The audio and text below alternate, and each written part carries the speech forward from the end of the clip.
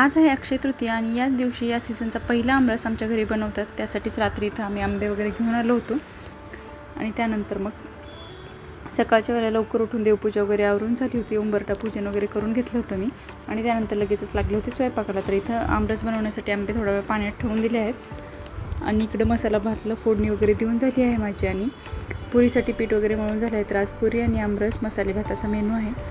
त्यानंतर मी रस वगैरे काढून घेतला आणि तो मिक्सरमध्ये फिरवून घेतला, त्यामुळे एकदम स्मूथ टेक्स्चर येतं आमरसला म्हणून.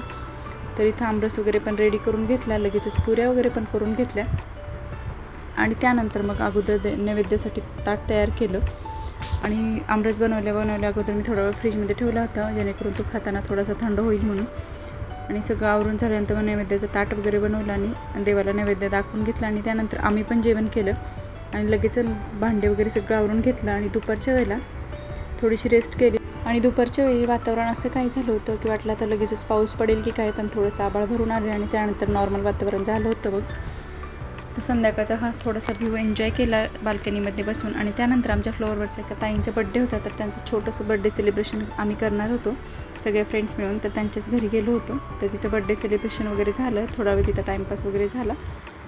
तर असा होता आजचा हा छोटासा ब्लॉग. तर तुम्हाला कसा वाटला ते कमेंटमध्ये नक्की कळवा आणि हा जर व्हिडिओ आवडला असेल तर लाईक शेअर आणि सबस्क्राईब करायला विसरू नका. भेटूया नेक्स्ट ब्लॉगमध्ये. बाय.